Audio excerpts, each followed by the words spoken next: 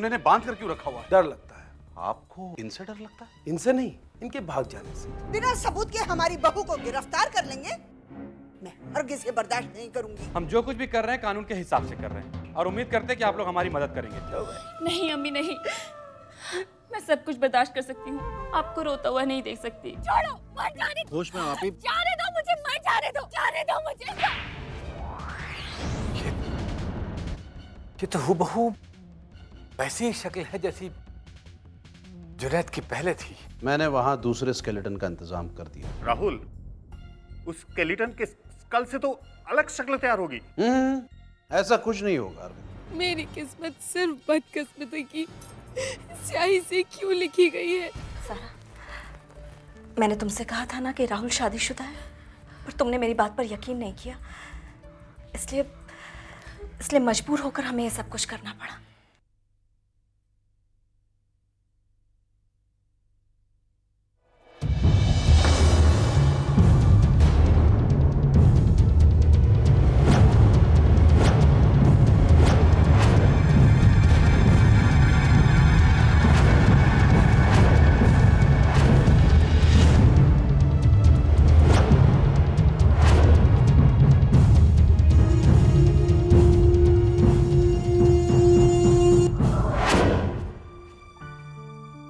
ओहो, आजकल इस जोहेब को पता नहीं क्या हो गया, कोई भी चीज ढंग से जगह पर नहीं रखता, सारा सामान इधर उधर फैला के रखता है।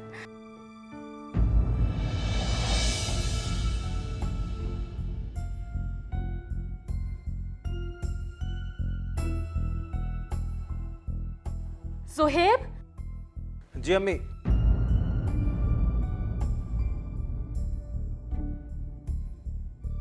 ये सब क्या है बेटा? अच्छा वो अम्मी आपने खुद देख लिया, वरना मैं तो हिम्मत नहीं कर पा रहा था आपको बताने की। मैं अमेरिका जा रहा हूँ अम्मी। अचानक जब जाना था रुक गए और अब अपने आप ही जाने का फैसला कर लिया। दरअसल अम्मी मैं अभी तक बहुत बड़े धोखे में था। अब तक मुझे ऐसा लग रहा था कि हो सकता है सादिया का दिल बदल जाए, सब कुछ ठीक हो जाए, लेकिन ऐसा नहीं है।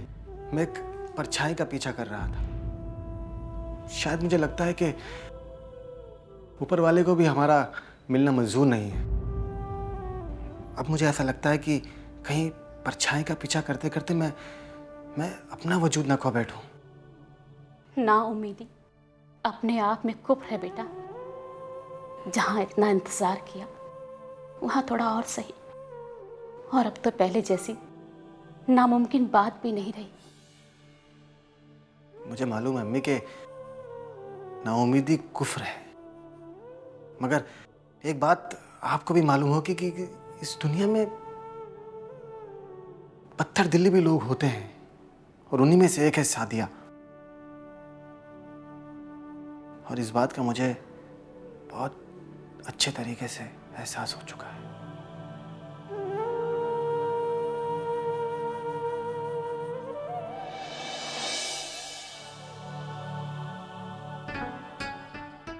हर माँ अपने बेटे की खुशी चाहती है, मगर मैं वो बदनसीब माँ हूं जो अपने बेटे की खुशी देखने के लिए तरस गई। ऊपर वाला मुझसे मेरी जिंदगी ले ले और तुझे तेरी सारी खुशियां लौटा दे। मम्मी प्लीज आप इस तरह की बात आइंदे बाद मत करना। मम्मी आपकी वजह से ही मैं जिंदा हूँ, नहीं तो मैं कब का मर गया होता। नहीं कहूंगी बेटा, कभी नहीं कहूंगी। मुझे तुझ पर नाज है। मैं जानती हूँ तू सब कुछ भुलाने की जिद में अपनी अम्मी को कभी नहीं बुलाएगा। कभी नहीं अपनी अम्मी को कभी बुला। प्लीज मत रो अम्मी, प्लीज।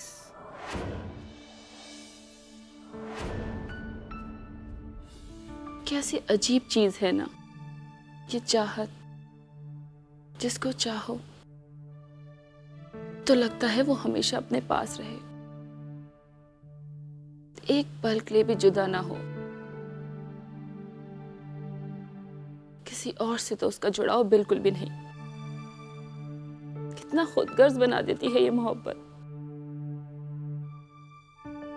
लेकिन यही मोहब्बत कुर्बानी का दूसरा सबक भी सिखाती है। अपने महबूब की हिफाजत और खुशी के लिए अपना सब कुछ लुटा के कितना सुकून मिलता है।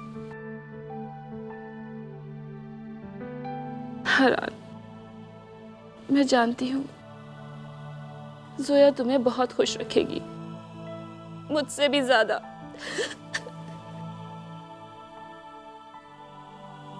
सनोवर,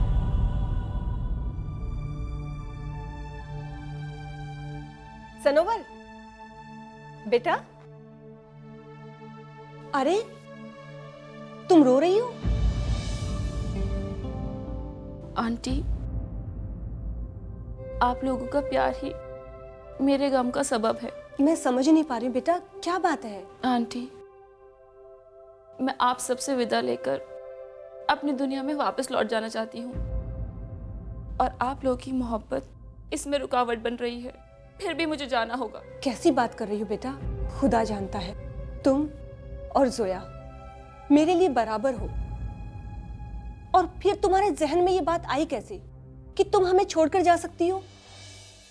जरा सोचो, जोया को अगर इस बात का पता चला तो उसके दिल पर क्या बीतेगी? नहीं आंटी, जोया को ये बात नहीं पता चलेगी। आंटी, आपसे मेरी एक इल्तिजा है, आप ये बात किसी भी कीमत पर उसे नहीं बताएंगी। मैं चाहती तो आप सबको बिना बताए चली जाती, लेकिन आप सब परेशान होते, इसलिए आपको बता दिया। वाह सनोवर, वाह। माना कि बहुत एहसान है तुम्हारे हम पर इसका मतलब ये तो नहीं कि तुम अपनी मनमानी करती जाओगी। आज तक जो तुमने चाहा वो मुझसे करवाती रही, मगर अब ऐसा नहीं होगा। अगर तुम यहां नहीं होगी तो मैं ये शादी हरगिज नहीं करूंगी।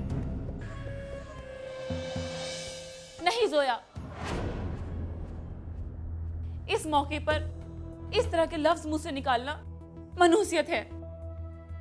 मैं तो इसलिए जा रही थी, मेरी वजह से पहले ही तुम पर इतनी आफतें आ चुकी हैं।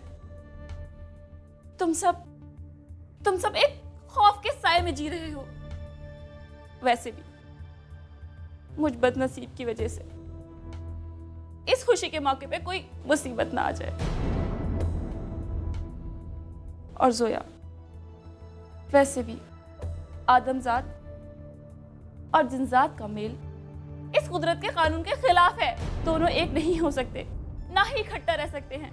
तुमने देखा था ना, साथ रहने से कितनी अड़चनें आई हैं। अड़चनें तो अब आएंगी सनोवर। अगर तुम मौजूद ना रही तो मैं ये शादी हरगिज नहीं करूंगी।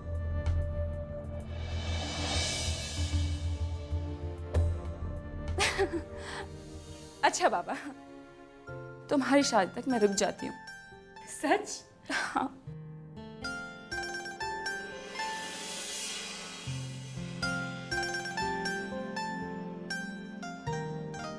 तुम्हारी शादी में शरीक होकर मैं सारी खुशियां अपने दामन में बटोर लूंगी।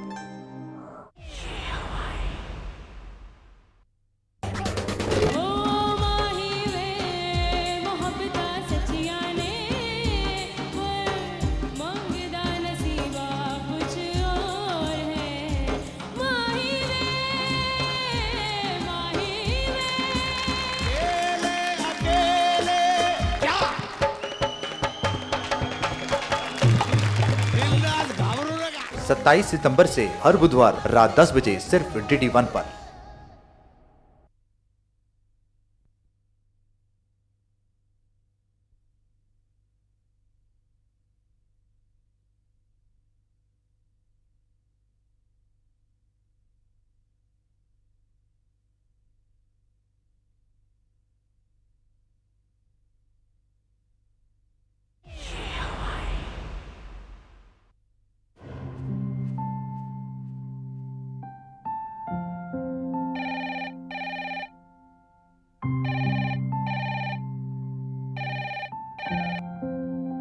हेलो।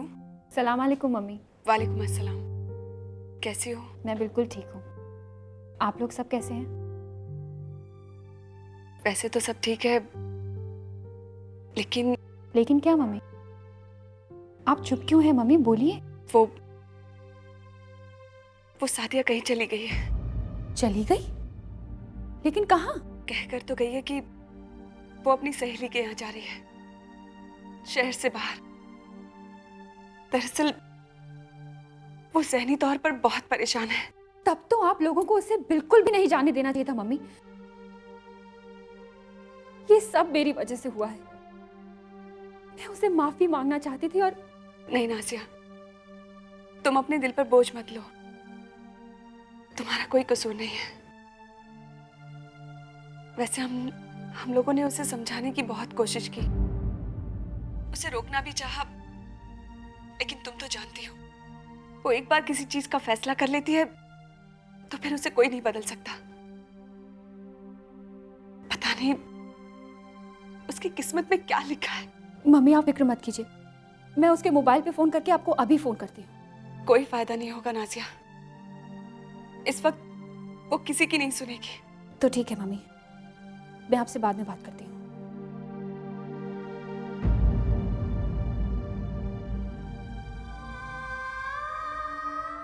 सादिया को हर हालत पे रोकना होगा। जोएब को फोन करती हूँ, शायद कोई रास्ता मिल जाए।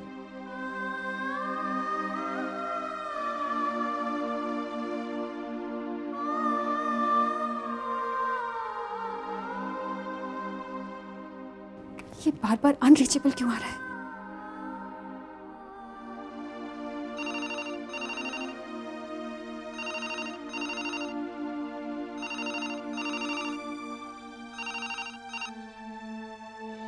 हेलो। हेलो आंटी, मैं नाजिया बोल रही हूँ। हाँ बेटी, कैसी हो? मैं ठीक हूँ आंटी। क्या जोहेब से बात हो सकती है? जोहेब तो यूएसए के लिए निकल गया है, अभी एयरपोर्ट पहुंचता ही होगा। कोई खास बात थी क्या? नहीं आंटी, मैं आपको बाद में फोन करती हूँ। ओके बेटा। अगर ये दोनों चले गए तो फिर कभी नहीं मिल पाएंगे।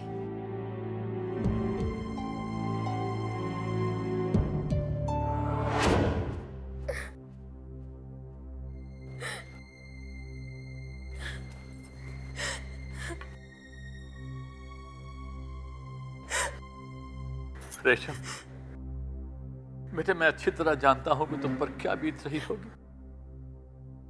शाहिद की खबर दोबारा खुदवाए जाने से, लेकिन जरा सोचो बेटी, मैं शाहिद का बदकिस्मत बाप हूं। मुझे भी इस बात का बेइंतहा सदमा है बेटी, लेकिन क्या करता, उस वक्त इसके अलावा और कोई चारा भी नहीं था। बात सिर्फ कब्र खुदने पर खत्म नहीं हो जाती। मुझ पे जो इल्जाम लगा है, भले ही वो झूठा हो, लेकिन उसकी वजह से मेरे दामन पर जो दाग लगा है वो कभी नहीं धुल सकता। एक ऐसा कीचड़ जिसकी छींटें मेरे हारान तक पहुंचेंगी। नहीं माँ, मुझे आप पे पूरा यकीन है, और आप देखिएगा, अल्लाह ने चाहा तो बहुत जल्द आप बरी हो जाएंगे और इन सारी मुसीबतों से निजात पा लेंगे।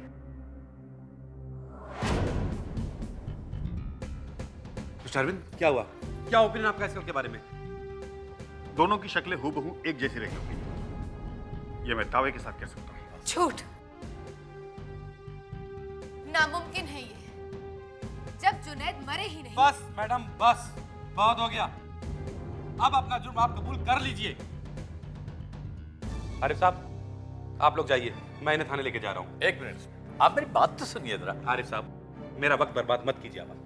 आपको जो कुछ भी कहना होगा अदालत में आके कहिएगा। चलिए मैडम।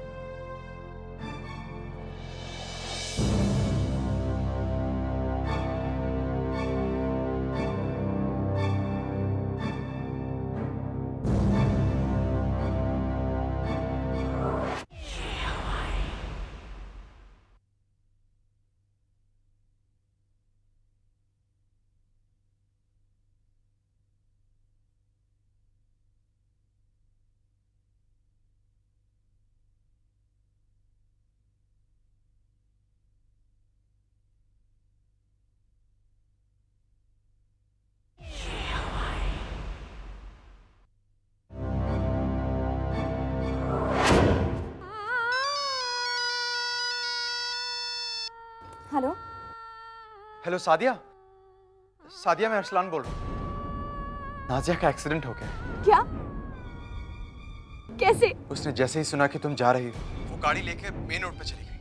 वहां दूसरी गाड़ी से उसकी गाड़ी की टक्कर हो गई। नाजिया आपी को किस हॉस्पिटल में ले गए? देखो देखो, तुम घबराना मत। नाजिया तुम्हारे डैडी के घर पे ही। वो तुमसे जल्द से जल्द मिलना चाहती है। प्लीज जल्दी आ जाओ। ठीक है, मैं फौरन आती हूँ। ड्राइवर, गाड़ी मोड़ दीजिए जल्दी। हेलो हेलो जुहैब, मैं अरसलान बोल रहा हूँ। तुम्हें एक बुरी खबर देनी।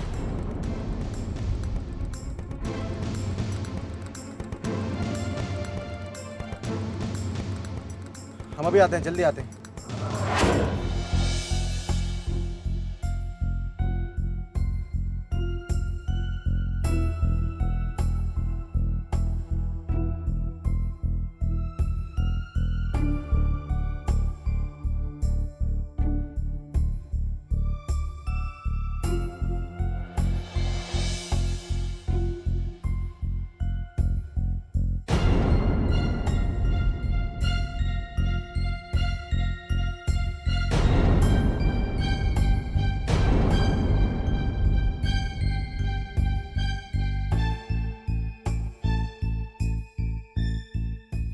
आप लोग एक साथ यहाँ? हम लोग आप ही का इंतजार कर रहे थे इंस्पेक्टर साहब। इंस्पेक्टर साहब, हमें पहले इत्तला मिल गई थी कि आप रेशम को गिरफ्तार करके ला रहे हैं। इंस्पेक्टर, बिना किसी जुर्म के किसी को गिरफ्तार नहीं किया जा सकता। आप प्लीज रेशम को छोड़ दीजिए। ये आप कह रही हैं सारा जी? जिसने आपका जीना हराम कर दिया, आप उसके लिए हमदर्दी रखती हैं? नहीं इंस्पेक्टर, रेशम ने मेरा जीना हराम नहीं, बल्कि मैंने ही उसका जीना हराम किया था। ऊपर वाला मुझे अपने गुनाहों के लिए कभी माफ नहीं करेगा। अभी से इतना हैरान मत होइए इंस्पेक्टर साहब। अभी तो बहुत सी ऐसी सिलसिलेवार बातें आपके सामने आना बाकी हैं, जिनको जानने के बाद आपके पैरों तले जमीन ही निकल जाएगी। आप कौन है? ये डॉली हैं, राहुल की वाइफ। हैरान हो गए इंस्पेक्टर, पर एक एक करके मैं आपको सारी हकीकत बयान करती हूँ। आपको नहीं पता, पर दरअसल ये सारा खेल राहुल का रचा हुआ है।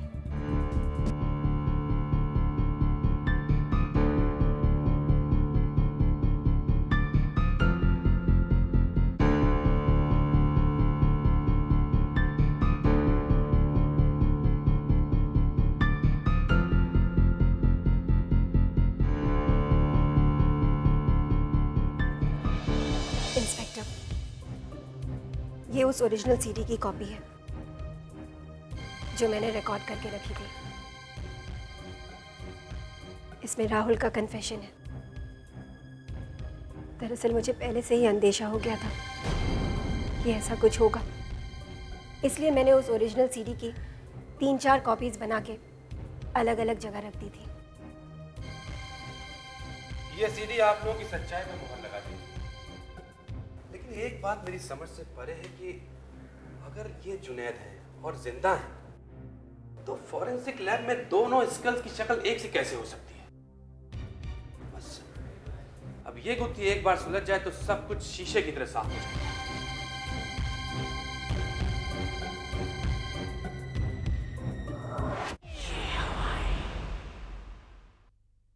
उर्वशी, अपने समय का सूर्य हूं मैं। क्लोजअप म्यूजिक मस्ती और रातों में बस जाए परी हूँ मैं, आशिक हूं मैं। जय हिंद जय। 27 सितंबर से हर बुधवार रात 10 बजे सिर्फ DD1 पर।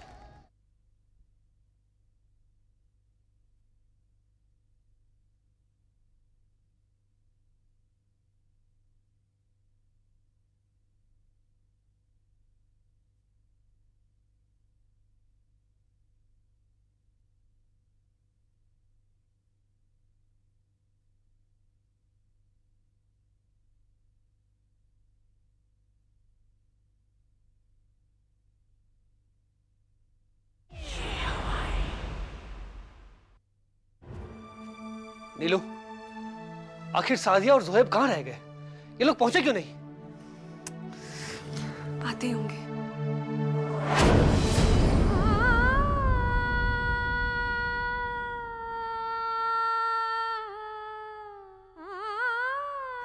अभी कहाँ है? कैसी है वो? बेटा थोड़ा सांस तो ले लो, बैठो। जोहेब कहाँ है? नादिया अपी किधर है? आप लोग कुछ बोल क्यों रहे हैं? कहाँ है नादिया अपी? बताइए ना प्लीज।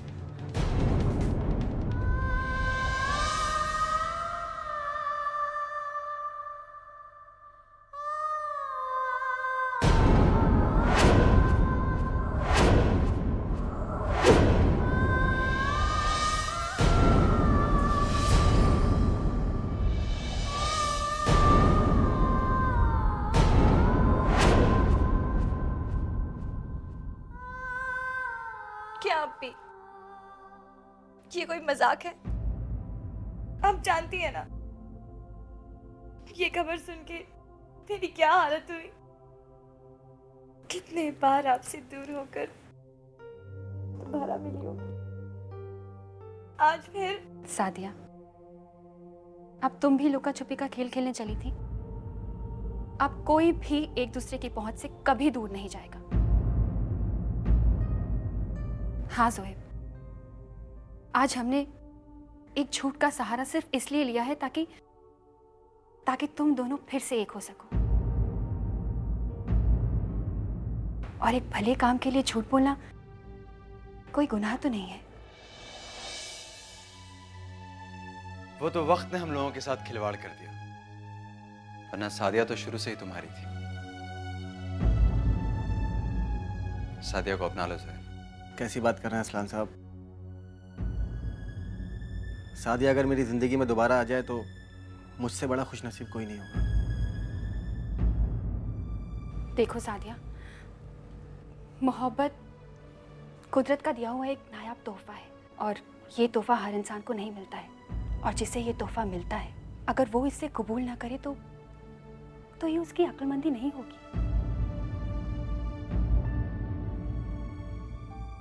मुझे अरसलान के जरिए सब कुछ पता चल चुका है। सादिया, गलतियां किस इंसान से नहीं होती हैं। अगर इंसान गलतियां ना करे तो वो फरिश्ता ना बन जाए। क्या मैंने गलती नहीं की? क्या तुमने गलतियां नहीं की? और सादिया, अगर जोहेब को न माफ करने की वजह सिर्फ ये है कि वो हमारा खून नहीं है, तो ये गलत बात होगी। हकीकत ये है कि कभी कभी एक दूसरे के लिए बेपनाह मोहब्बत भी नफरत का सबब बन जाती है। सादिया, जो हो गया है सो हो गया है, उसे भूल जाओ। जोहेब ने सब कुछ भुला दिया है।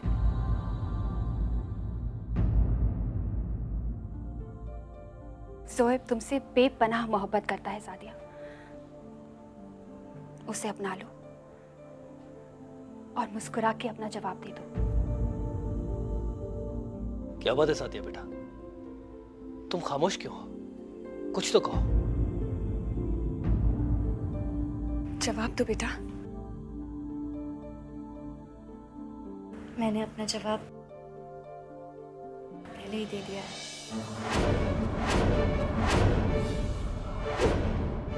तो तुम्हारे इस फैसले को मैं आखिरी फैसला समझूं?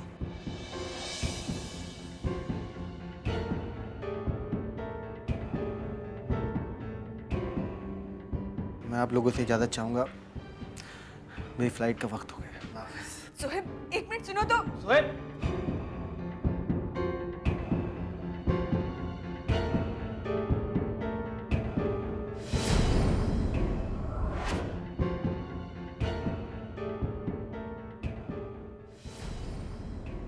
क्या हुआ सादिया? जाओ, तुम्हें जाने की बहुत जल्दी है ना, जाओ। सादिया, कैसी बातें कर रही हो तुम? मैंने तुम्हें मनाने की कितनी कोशिश की, लेकिन तुम्हारा तो हर बार एक ही जवाब होता था, और वही अभी तुमने सबके सामने दिया। मैंने जरा सी बात कह दी, और तुम्हें इतनी बुरी लग गई? तुमने मुझे क्या क्या नहीं कहा। सादिया, अपने किए की सजा तो मैं भुगत चुका हूं। तुमसे इतने लंबे अरसे तक जुदाई तुम्हारे लिए ये भी नाकाफी है, तो फिर जो सजा तुम मुझे दो मुझे कबूल है, लेकिन प्लीज इस वक्त नाराज मत हो। नाराज नहीं हूँ, और तुम मुफलाए चल दिए। पहले मैं नहीं, तुम वहां से आई थी। तो फिर झगड़ा शुरू कर दो। ऐसी बात नहीं है सादिया, मैंने तुम्हें मनाने की कितनी कोशिश की। मैंने सोचा कि तुम्हें कुछ बताऊं, तुमसे बात करूं, लेकिन तुमने तो मुझे अवॉइड कर दिया, मेरे फ़ोन कट कर दिए, और यहाँ तक कि मैंने तुमसे कहा कि मैं तुमसे आमने सामने मिलना चाहता हूँ, तुमने उससे भी इनकार कर दिया। मैं अपने कसूर की तुमसे माफ़ी मांगता हूँ, प्लीज़ मुझे माफ़ कर दो। माफी तो मुझे मांगनी चाहिए सोहेब, भले ही इसके लिए हालात कसूरवार थे, मगर अनजाने में ही सही मैंने तुम्हें बहुत चोट पहुंचाया है। नहीं सादिया, जख्म तो मैंने दिए तुम्हें, लेकिन उन जख्मों को कुरेद कुरेद कर नासूर मैंने बनाया, और आज अगर अब भी मेरी आंखें नहीं खुलती तो शायद बहुत देर हो जाती। सादिया, देर आए दुरुस्त आए, मगर अभी जिंदगी में हमें आगे इस बात का ख्याल रखना पड़ेगा कि हम इन छोटी छोटी बातों की वजह से कहीं जिंदगी के हसीन लम्हे ना खो दें।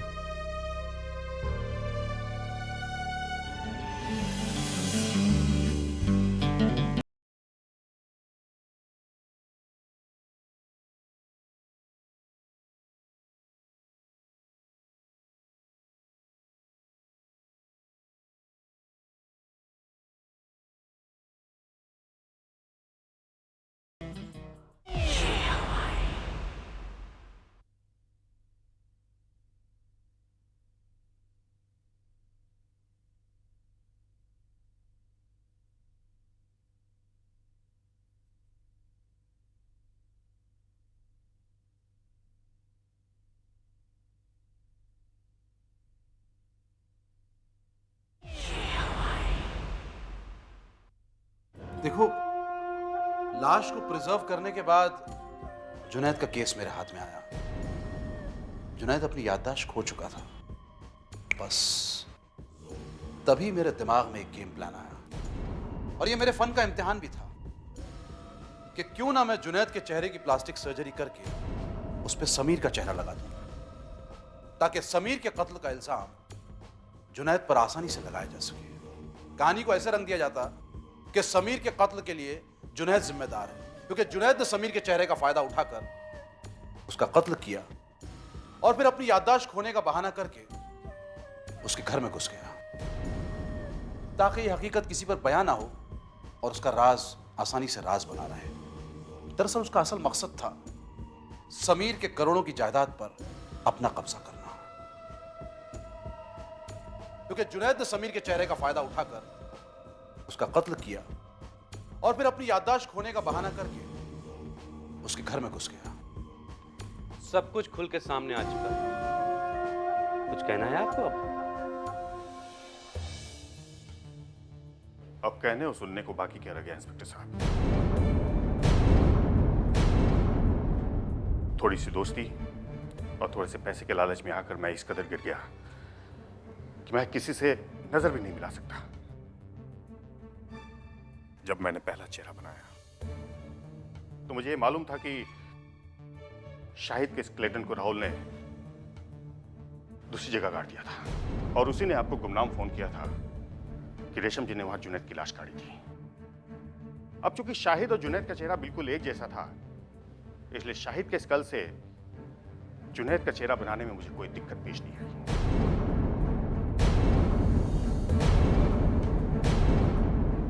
लेकिन शाहिद की कब्र खोदने पर वहां एक स्केलेटन मिला, वो कैसे?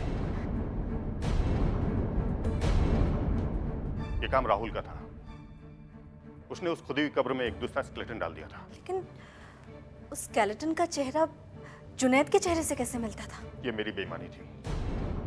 इंसान जब कोई गुनाह करता है तो उसको छिपाने के लिए कई गुनाह कर बैठता है। आपकी बेईमानी से क्या हो सकता था, इसका अंदाजा है आपको? एक बेगुनाह को सजा हो सकती थी। अब तो आप सब जानते हैं ना कि राहुल कितना शातिर मुजरिम है, इसलिए मैंने उसके कन्फेशन की सीडी तैयार की थी। देखिए, अब आपके लिए मेरा मशवरा यही है कि आप सरकारी गवाह बन के राहुल के खिलाफ अदालत में गवाही दें। मैं अदालत से सिफारिश करूंगा कि आपकी सजा थोड़ी कम कर दे। हवलदार,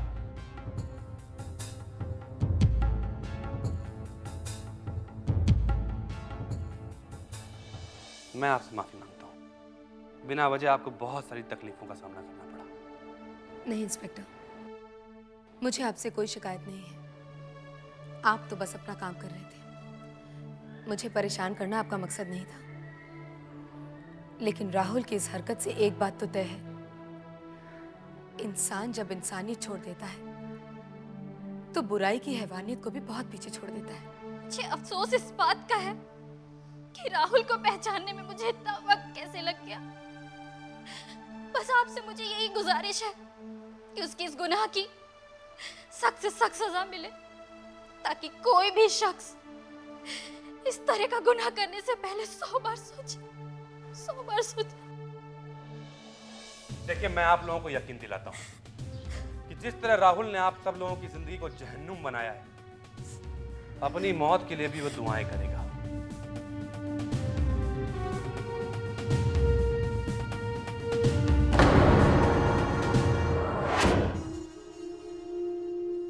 अव्वल दर्जे के बेवकूफ हो तुम। खुद को बहुत बड़ा तीसरा खा समझते हो, हैं? उन लोगों के एक छोटे से खेल से मात खा गए, जबकि उन लोगों को इसी तरह यूं नचाता हूं मैं। यार डॉक्टर, मुझे लगा था एक छोटा सा काम है, एक लड़की को किडनैप करना है बस। अब मुझे क्या मालूम था कि वो हम पर ही हाथ साफ कर जाएगी। हाथ नहीं, जूतियां साफ करनी चाहिए तुम्हारे ऊपर। तो नशे में दूध पड़े रहते हो, नशे में बस। उसी वजह से सब हुआ है। इतना नाराज क्यों हो रहे हो डॉक्टर? एक छोटी सी गलती तो हुई है। छोटी सी गलती? छोटी सी गलती? For me, people with mistakes are not forgiven. They are for heaven. छोटी सी गलती, तुम्हारी इसी छोटी सी गलती की वजह से मेरे लिए फांसी का फंदा तैयार हो रहा था। तुम्हें मालूम है कितनी मुश्किलों से मैंने जाल फैलाया था, लेकिन तुमने उसी जाल में छेद करके मेरा पूरा खेल बिगाड़ दिया। क्या बात कर रहा डॉक्टर? क्या वाकई खेल इतना लंबा था? तो क्या गिल्ली डंडा खेलने के लिए तुम्हें यहाँ बुलाया था? हाँ? एक बात याद रखो, अगर मैं पुलिस के शिकंजे में आया या मैं फंसा तो तुम सब भी जाओगे 12 के पाँव।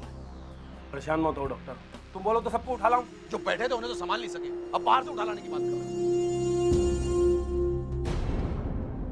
क्या सोचो, पुलिस यहाँ आती होगी, तुम लोग फौरन यहाँ से रवाना हो जाओ। जाओ जाओ। कोमल, चलो आदमी से बोलो पीछे ही गेट से निकलेंगे। चलो डॉक्टर, चलो चलो निकलो यहाँ से, चलो कम ऑन।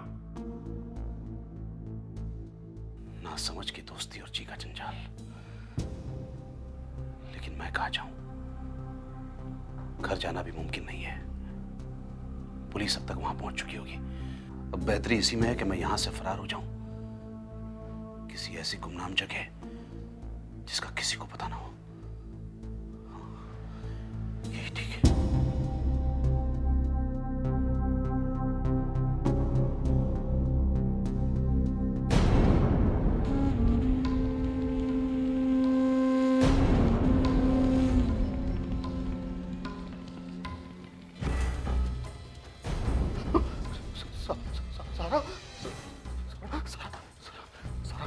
देखो, इन लोगों ने जो कुछ भी तुम्हें बताया होगा ना, मुझे पता सब गलत है। इस बात पर यकीन मत करना। मैं तुमसे बहुत प्यार करता हूँ सारा, मैं बहुत प्यार करता हूँ।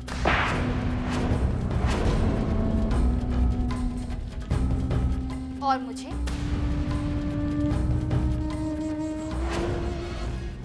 भी तो बहुत प्यार करते थे तुम। हाँ, डायलॉग तो ऐसे ही बोलते थे। Mister Rahul, you are under arrest. है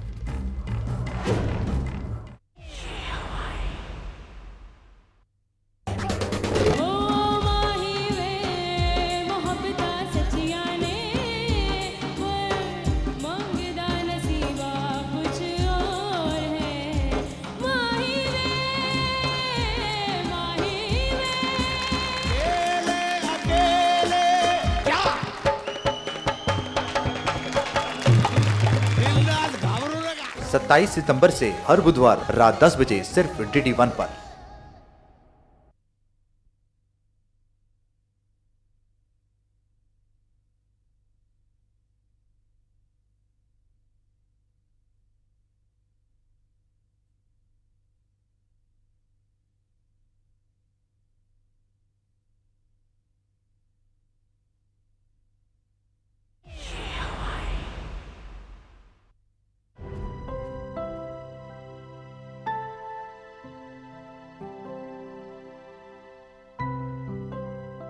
सारा जी, आप भी चलिए। 1 मिनट इंस्पेक्टर, क्या मैं इन लोगों से बात कर सकती हूँ प्लीज?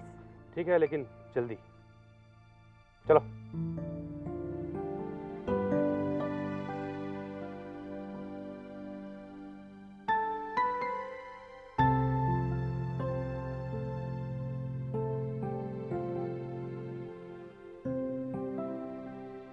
वैसे तो मैं आप सबकी गुनहगार हूँ,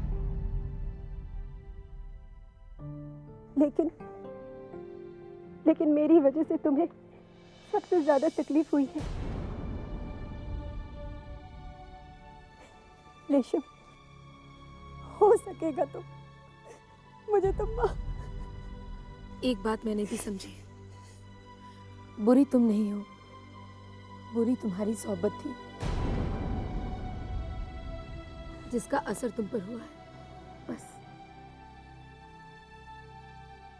नहीं, मैंने बहुत सारी गलतियां की है और राहुल के साथ मिलके बहुत सारे गुनाह भी। उन सब के लिए मैं यहाँ सजा भुगतने के लिए तैयार हूँ, पर अगर आप लोग सबने मुझे माफ कर दिया तो शायद ऊपर वाले की अदालत में मेरी सजा कम हो जाएगी। बस मैं चलती हूँ।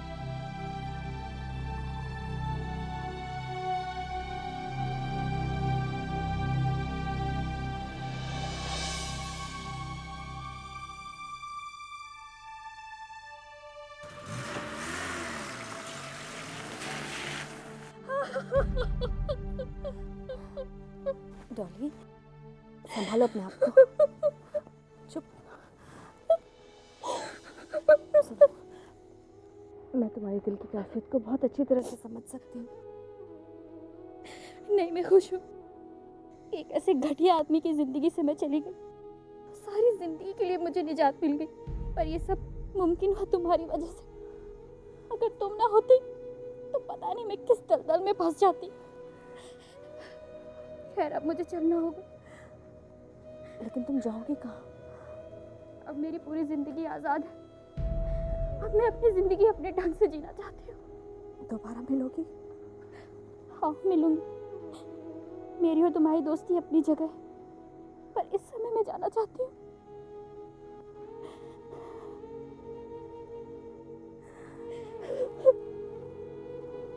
मुझसे अगर कोई गलती हो गई हो तो मुझे माफ कर दीजिए।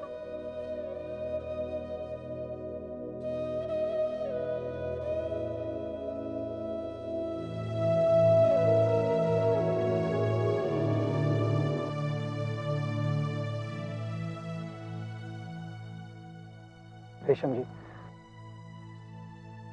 अब माफी मांगने की बारी मेरी है। मैंने बहुत परेशान किया है ना आपको। नहीं जुनैद, अनजाने में की गई गलती के लिए माफी मांगने की कोई जरूरत नहीं है। और वैसे भी गलती मैंने भी तो की है, आपको अपना शाहिद समझकर। अब मुझे पता चल गया है कि मैं जुनैद हूँ। राबी अभी इस बात को जानती है, इसलिए मैं और राबी अपने घर जा रहे हैं। अगर आप चाहें तो हम आपको आपके घर तक छोड़ सकते हैं। जी शुक्रिया। आइए।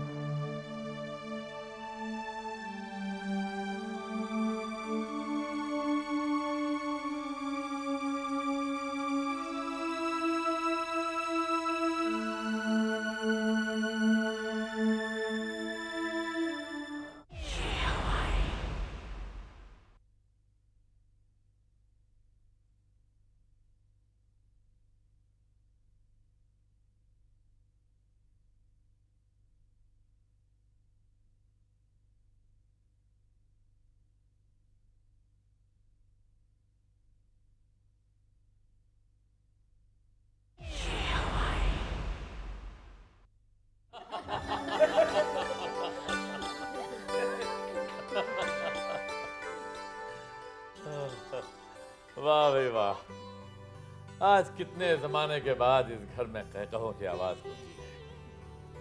भाई मुझे तो ऐसा लगता है कि बुरी नजर वालों का मुंह काला हो चुका है और इस घर की तमाम खुशियां एक बार फिर वापस आ रही हैं। आमीन सुम्मा आमीन। कितनी बड़ी गलतफहमी पाले हुए थी मैं तुम्हें लेकर सनोबर,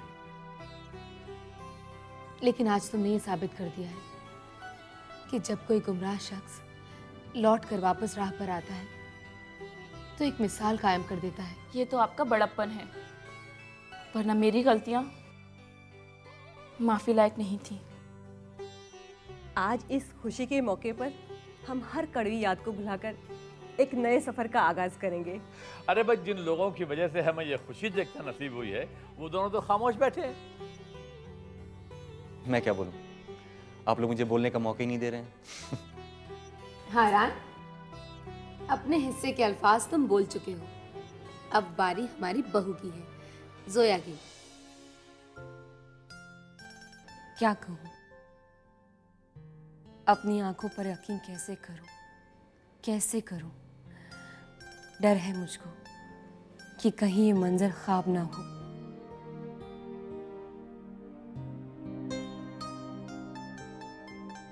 और अगर ख्वाब है तो दुआ है मेरी कि उम्र भर नींद न टूटे मेरी, अल्लाह करे। वाह वाह वाह वाह भाई, कमाल हो गया। अम्मा देख रहे हैं आप, लड़की का मिजाज तो शायराना है। कितने मौके का शेर पढ़ा है। लेकिन जोया भाई ये ख्वाब नहीं है, ये हकीकत है, इसलिए कि मेरे कानों में तुम दोनों की शादी की शहनाई और आतिशबाजियों की आवाज अभी से गूंजना शुरू कर रही है।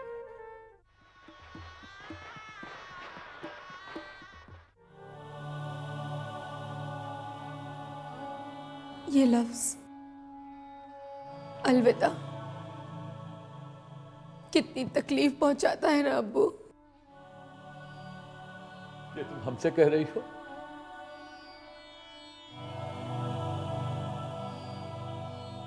रेशम, अभी तो खुशियों ने हमारे घर के दरवाजे पर पहले दस्तक दी थी। हम उन्हें अच्छी तरह महसूस भी नहीं कर सके कि तुम लोगों ने अचानक अपनी दुनिया में जाने का फैसला सुनाकर हमारा कलेजा चीर कर रख दिया। खुदा कहो, खुदा का शुक्र है कि रेहाना इस वक्त यहाँ नहीं। उसकी तबीयत खराब है तो अपने कमरे में, वरना वो इस सदमे को बर्दाश्त नहीं कर पाती। रेशम मर जाती बेचारी। जानती हूँ अब्बू, और ये भी जानती हूँ कि सारी गलती मेरी ही है। मैंने ही उस कानून को तोड़ा है, ये जानते हुए कि आदमजाद और जिन्नजात का मेल कभी हो ही नहीं सकता। लेकिन फिर भी मैंने उस कानून को तोड़ा है अब्बू, और आज ये मंजर है कि हमें आपसे अलविदा कहना पड़ रहा है। हम लोग चाहते हैं कि आप हमें हंस के विदा करें, जिससे कि हमारे लिए ये दुनिया छोड़ना और आपसे अलग होना कुछ आसान हो जाए। हाँ अब्बू, साए के पीछे आखिर कब तक भागेंगे हम? जिन्नजात और आदमजात का मेल कभी नहीं हो सकता। इस हकीकत को तो हमें कबूलना ही पड़ेगा। तो फिर आज इस बात को खुशी खुशी क्यों ना मान ले हम? ये तुम क्या कह रही हो बेटी? कैसी बात कर दी तुमने? तुम जानती हो कितना मुश्किल काम है ये।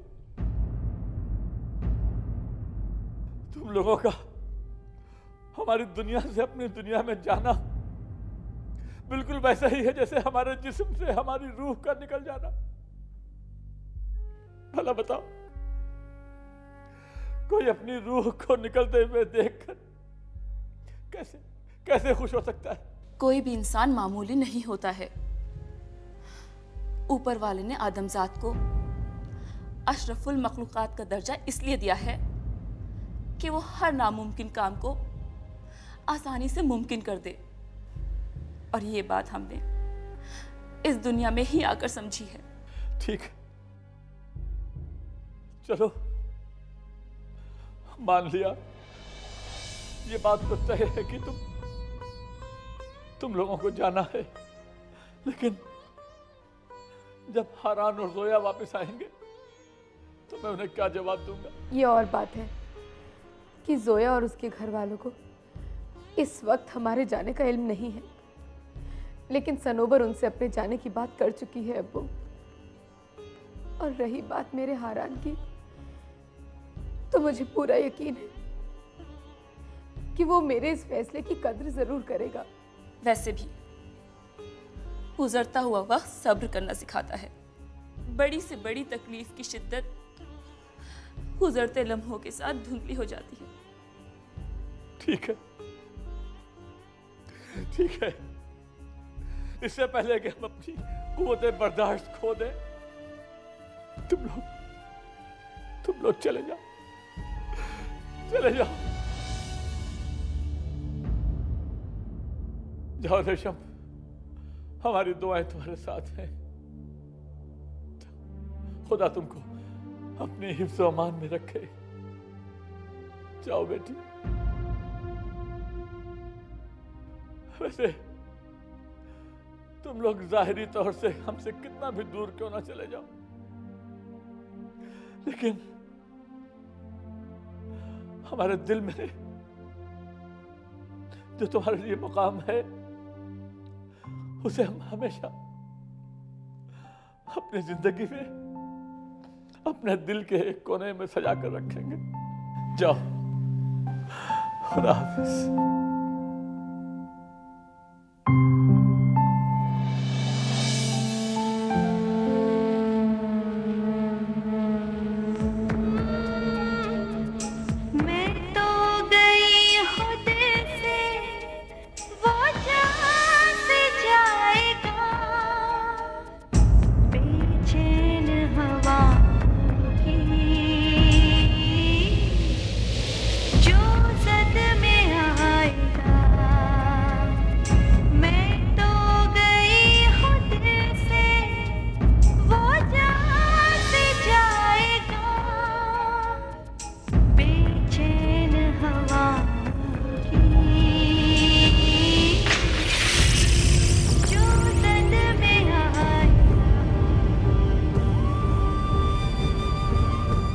रेशम,